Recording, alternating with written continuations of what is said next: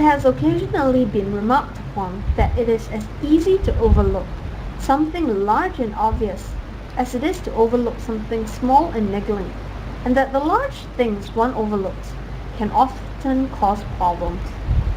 Tristram Thorn approached the gap in the wall from the ferry side for the second 18 years before, with the star limping beside him. His head was in a whirl from the scents and the sounds of his native village, and his heart rose within him. He nodded politely to the guards on the gap as he approached, recognizing them both. The young man shifting idly from foot to foot, sipping a pint of what Tristram supposed to be Mr. Bromios's best ale, was Winston Pippin, who had once been Tristram's schoolfellow, although never his friend, while the older man, sucking irritably upon a pipe, which appeared to have gone out, was none other than Tristram's former employer at Monday and Brown's, Jerome Ambrose Brown, Esquire. The men had their backs to Tristram and Yvain, and were resolutely facing the village as if they thought it sinful to observe the preparations occurring in the meadow behind them.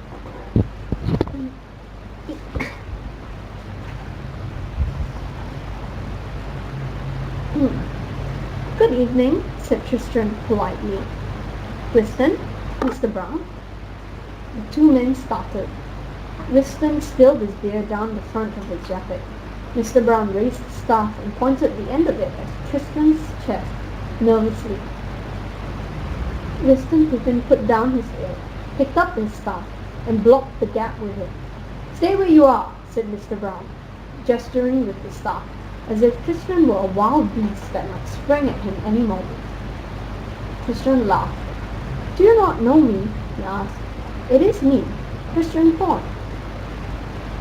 But Mr. Brown, who was, Tristram knew, the senior of the guards, did not lower his staff.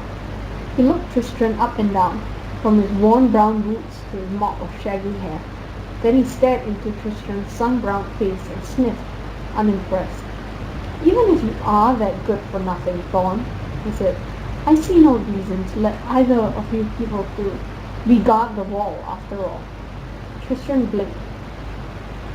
"I too have guarded the wall," he pointed out, "and there are no rules about not letting people through from this direction, only from the village." Mr. Brown nodded, slowly. Then he said, as one talks to an idiot,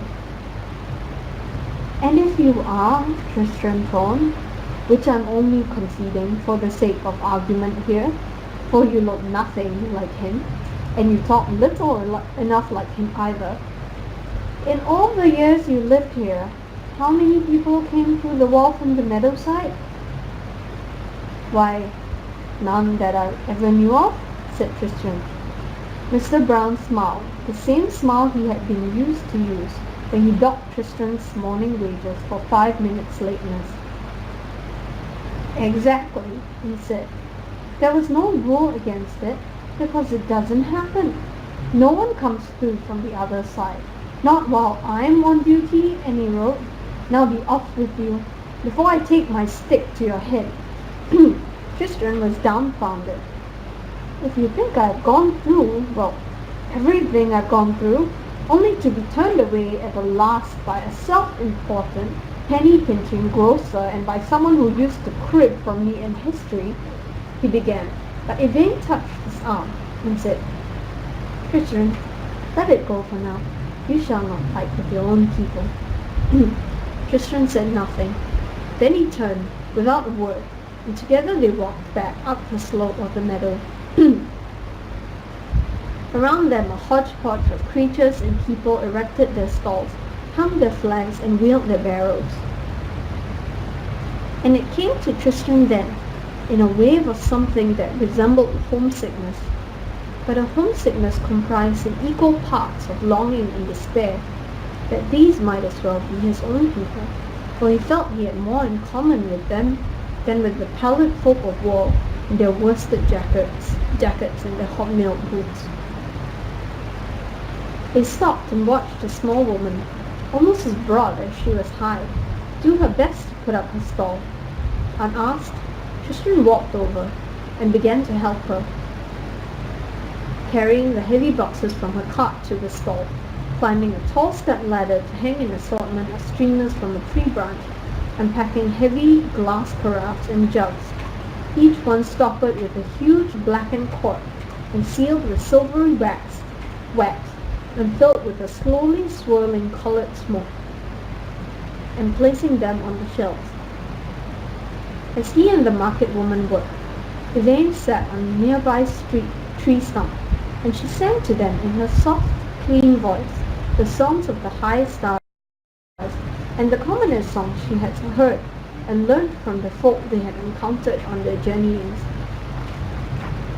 By the time Tristram and the little woman were done and the stall was set out for the morrow, they were working by lamplight. The woman insisted on feeding them. Yvain barely managed to convince her that she was not hungry, but Tristram ate everything he was offered with enthusiasm, and unusual for him, he drank the greater part of a carafe of sweet canary wine, insisting that it tasted no stronger than freshly squeezed grape juice, and that it had no effect upon him of any kind. Even so, when the stout little woman offered them the clearing behind her cart to sleep in, Tristram was sleeping drunkenly in moments. It was a clear, cold night.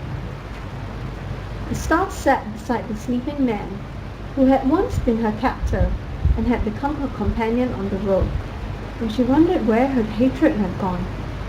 She was not sleepy. There was a rustle in the grass behind her. The dark-haired woman stood next to her, and together they stared down at Tristram. "There is something of the dormouse in him still," said the dark-haired woman. Her ears were pointed and cat-like, and she looked little older than Tristram himself. "Sometimes I wonder if she transforms people into animals, or whether she finds the beast inside us and frees it. Perhaps there is something about me that is by nature a brightly coloured bird. It is something which I have given much thought, but about which I have come to no conclusions." Tristram muttered something unintelligible and stirred in his sleep. Then he began gently to snore. The woman walked around Tristram and sat down beside him. "He seems good-hearted," she said. "Yes," admitted the star. "I suppose that he is." "I should warn you," said the woman, "that if you leave these lands for over there," and she gestured toward the village wall with one slim arm, from the wrist of which a silver chain glittered, "then you will be, as I understand it, transformed into what you would be in that world. Cold dead thing, sky falling."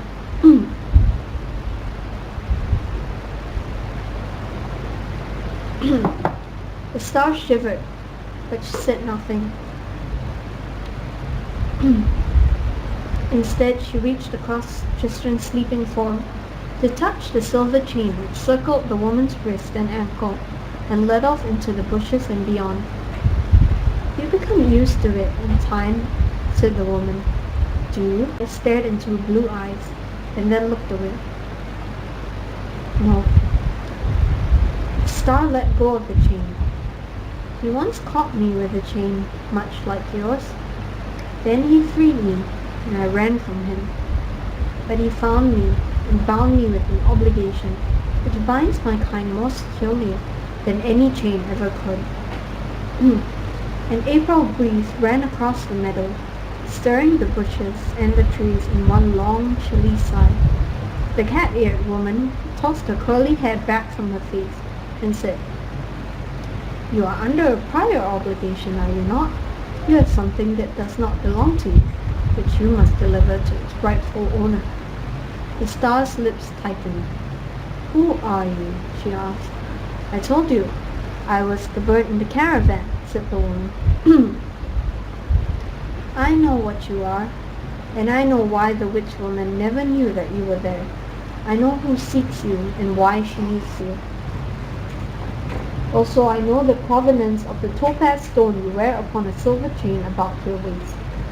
Knowing this, and what manner of thing you are, I know the obligation you must be under. She leaned down, and with delicate fingers she tenderly pushed the hair from Tristram's face. The sleeping youth neither stirred nor responded. I do not think that I believe you or trust you, said the star. A night bird cried in a tree above them. It sounded very lonely in the darkness. I saw the topaz about your waist when I was a bird, said the woman, standing up once more. I watched, and you bathed in the river, and recognized it for what it was. How? Asked the star. How did you recognize it? But the dark-haired woman only shook her head and walked back the way that she had come, sparing but one last glance for the sleeping youth upon the glass. And then she was taken by the night. Tristram's hair had obstinately fallen across his face once more. The star leaned down and gently pushed it to one side, letting her fingers dwell upon his cheek as she did so. He slept on.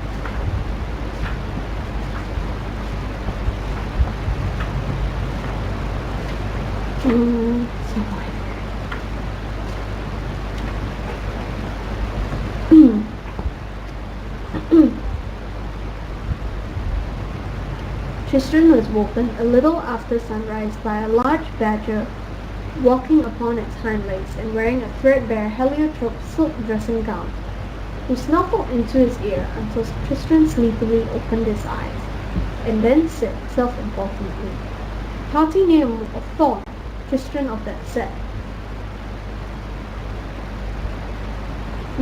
Said Tristram. There was a foul taste in his mouth, which felt dry and furred. He could have slept for another several hours. "They've been asking about you," said the badger, "down by the gap. Seems there's a young lady who wants to have a word with you." Tristram sat up and grinned wildly. He touched the sleeping star on her shoulder. She opened her sleepy blue eyes and said, "What?" "Good news," he told her. "Do you remember Victoria Forrester? I might have mentioned her name once or twice on our travels." "Yes," she said, "you might have." "Well," he said, "I'm off to see her. She's down by the gap." He paused. "Look, well, probably best if you stay here. I wouldn't want to confuse her or anything." The star rolled over and covered her head with her arm and said nothing else. Tristram decided that she must have gone back to sleep. He pulled on his boots, washed his face, and rinsed out his mouth in the meadow street, and then ran pell-mell through the meadow toward the village. The guards on the wall this morning were the Reverend Miles, the Vicar of Wall, and Mr. Bromios, the innkeeper. Is it Vicar or Vicar? I never have to use that word. Standing between them was a young lady with her back to the meadow. "Victoria!" called Tristram in delight. But then the young lady turned, and he saw that it was not Victoria Forrester, who, he remembered suddenly, and with delight in the knowing, had grey eyes. That was what they were, grey. How could he ever have allowed himself to forget? But who this young lady could have been in her fine bonnet and shawl, Tristram could not say, although her eyes flooded with tears at the sight of him. "Tristram," she said, "it is you. They said it was. Oh, Tristram, how could you? Oh, how could you?" And he realized who the young lady reproaching him must be. "Louisa?" he said to his sister, and then, "You have certainly grown while I was away, from a chit of a girl into a fine young lady." She sniffed and blew her nose into a lace-edged linen handkerchief, which she pulled from her sleeve. "And you," she told him, dabbing at her cheeks with the handkerchief, "have turned into a mop-hat, raggle-taggle gypsy on your journeyings, but I suppose you look well, and that is a good thing. Come on now." And she motioned impatiently for him to walk through the gap in the wall and come to her. "But the wall?" he said, eyeing the innkeeper and the vicar a little nervously. Oh, as to that, when Weston and Mr. Brown finished their shift last night, they repaired to the saloon bar at the 7th High, where Weston happened to mention their meeting with a ragamuffin who claimed to be you, and how they blocked his way, your way. When news of this reached Father's ears, he marched right up to the pie and gave the both of them such a tongue lashing and a telling of what for that I could scarcely believe it was him. Some of us were for letting you come back this morning, said the Vicar, and some were for keeping you there until midday. But none of the ones who were for making you wait are on wall duty this morning, said Mr. Bromios, which took a certain amount of jiggery-pokery to organize. And on a day when I should have been seeing to the refreshment stand, I could point out. Still, it's good to see you back. Come on, Drew. And with that he stuck out his hand, and Tristram shook it with enthusiasm. Then Tristram shook the Vicar's hand. Tristram, said the Vicar, I suppose that you must have seen many strange sights upon your travels. Tristram reflected for a moment. I suppose I might have, he said. Must have, sorry. You must come to the vicarage, then, next week, said the Vicar. We shall have tea, and you must tell me all about it, once you're settled back in, eh? And Tristram, who had always held the Vicar in some awe, could do nothing but nod. Louisa sighed, a little theatrically, and began to walk briskly in the direction of the 7th Magpie. Tristram ran up along the cobbles to catch her up, and then he was walking beside her. It does my heart good to see you again, my sister, he said. As if we were not all worried sick about you, she said crossly, what with all your gallivantings. And you did not even wake me to say goodbye. Father has been quite distracted with concern for you, and at Christmas when you were not there, after we had eaten the goose and the pudding, Father took out the pot, and he toasted absent friends, and Mother sobbed like a babe, so of course I cried too. And then Father began to blow his nose into his best handkerchief, and Grandmother and Grandfather Hemstock insisted upon pulling the Christmas crackers and reading the jolly mottos, and somehow that only made matters worse. And to put it bluntly, Tristram, you quite spoiled our Christmas. Sorry, said Tristram. What are we doing now? Where are we going? We are going into the 7th High, said Louisa. I should have thought that was obvious. Mr. Bromios said that you could use the sitting room. There's somebody in there who needs to talk to you. And she said nothing more as they went into the pub. There were a number of faces Tristram recognized, and the people nodded at him, or smiled, or did not smile, as he walked through the crowds, and made his way up the narrow stairs behind the bar to the landing with Louisa at his side. The wooden boards creaked beneath their feet. Louisa glared at Tristram, and then her lip trembled, and to Tristram's surprise, she threw her arms about him and hugged him so tightly that he could not breathe. Then, with not another word, she fled back down the stairs, the wooden stairs. He knocked at the door to the sitting room and went in. The room was decorated with a number of unusual objects, of small items of antique statuary and clay pots. Upon the wall hung a stick, wound about with ivy leaves, or rather with the dark metal cunningly beaten to resemble ivy. Apart from the decorations, the room could have been the sitting room of any busy bachelor, with little time for sitting. It was furnished... I do not know how this word is pronounced.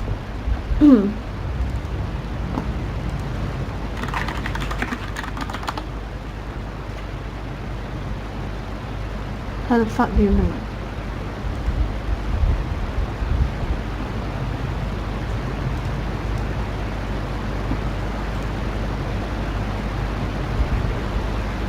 Okay.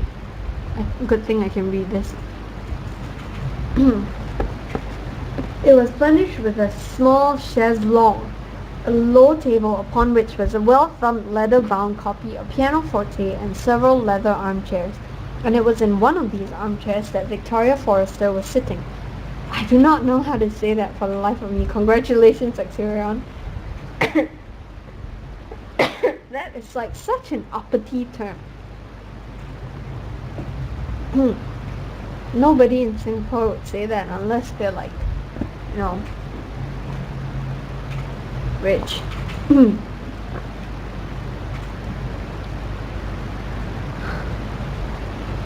Okay, so Victoria.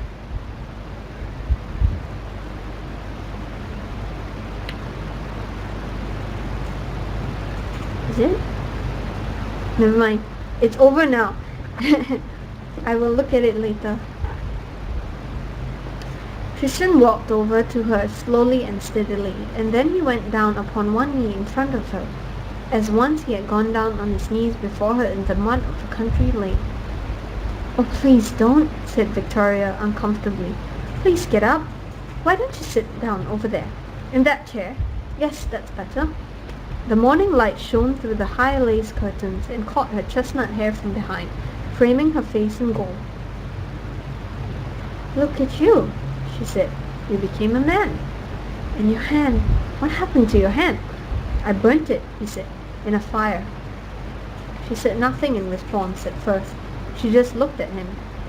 Then she sat back in the armchair and looked ahead of her at the stick on the wall, or one of Mr. Bromius's quaint old statues perhaps, and she said, "There are a number of things I must tell you, Tristan, and none of them will be easy. I would appreciate if you said nothing until I have had a chance to say my piece. So firstly, and perhaps most importantly, I must apologize to you.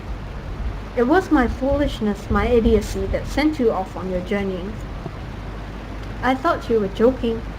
No, not joking. I thought that you were too much the coward, too much of a boy, to follow up on any of your fine, silly words.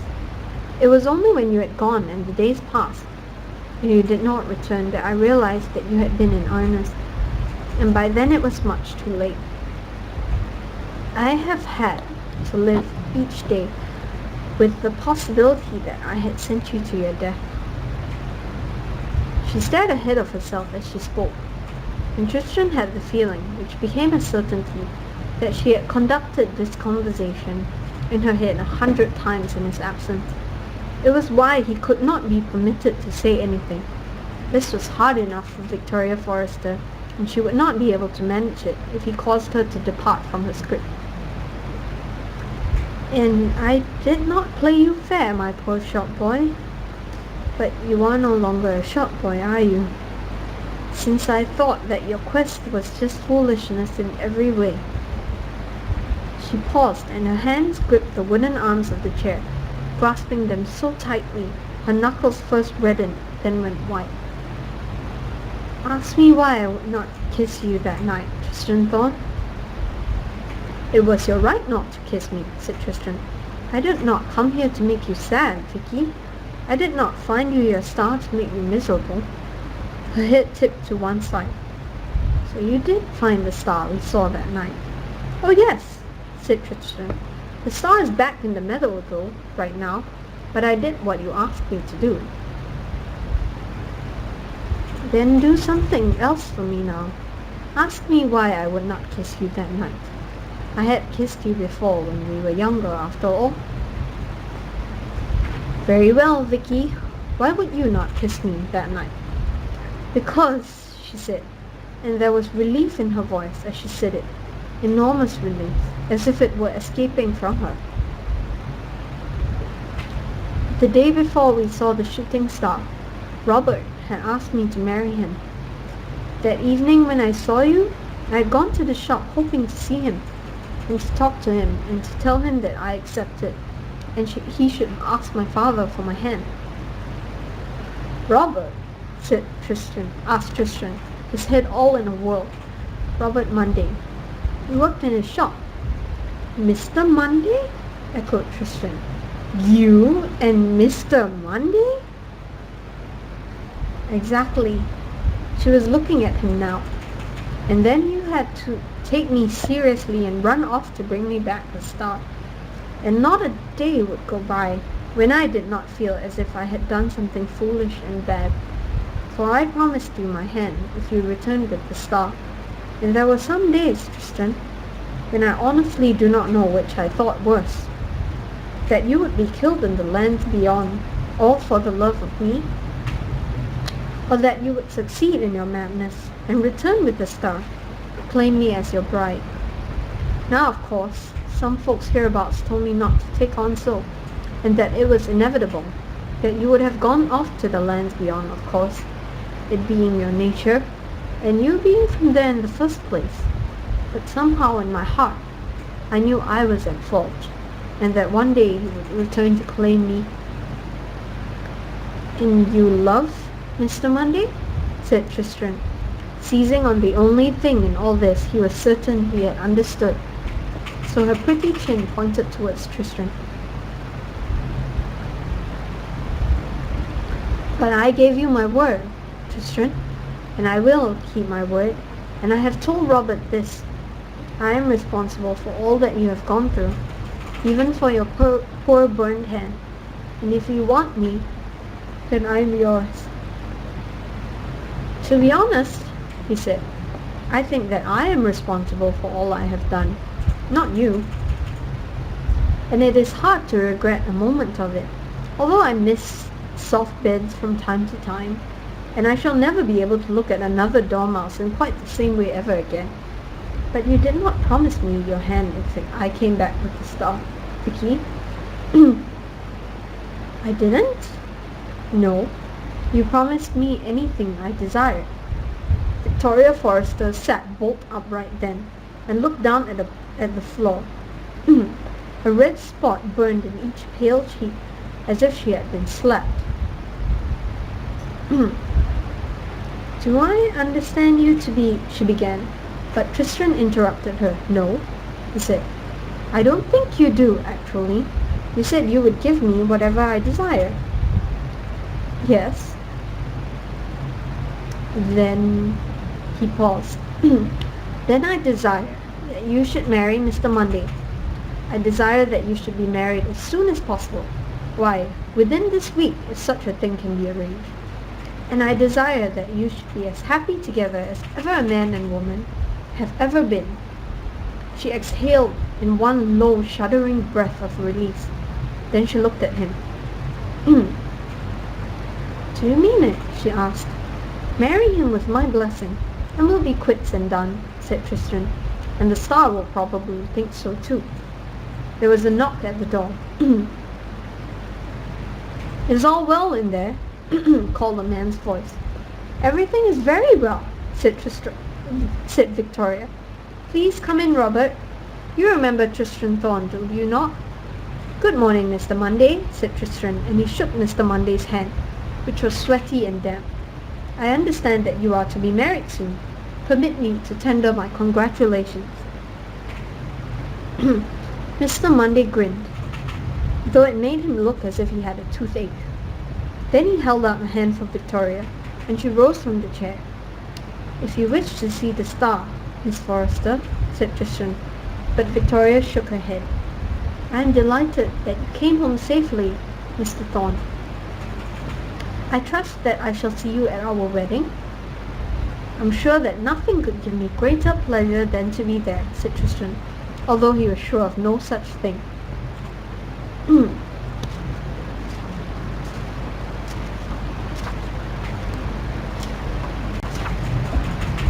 I'm going to die reading this.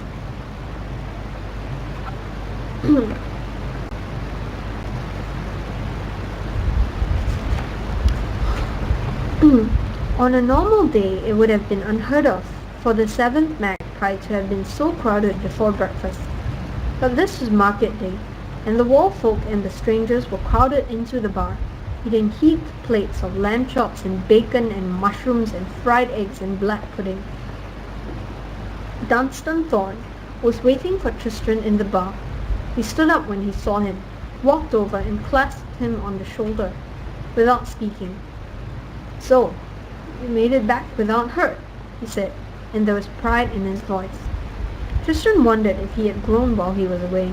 He remembered his father was a bigger man. Hello, father, he said. I hurt my hand a bit. Your mother has breakfast waiting for you, back at the farm, said Dunstan. Breakfast would be wonderful, admitted Tristram. And seeing mother again, of course. Also, we need to talk. For his mind was still on something that Victoria Forrester had said. You look taller, said his father. You are badly in need of a trip to the barber's. He drained his tankard, and together they left the Seventh Magpie and walked out into the morning. The two Thorns climbed over a stile into one of Dunstan's fields, and as they walked through the meadow in which he had played as a boy, Tristan raised the matter that had been vexing him, which was the question of his birth. His father answered him as honestly as he was able to during the long walk back to the farmhouse, telling his tale as if he were recounting a story that had happened a very long time ago to someone else, a love story. And then they were at Tristan's old home, where his sister waited for him, and there was a steaming breakfast on the stove and on the table, prepared for him lovingly by the woman he had always believed to be his mother. Okay, I'm going to stop for 7 because I'm really pooped.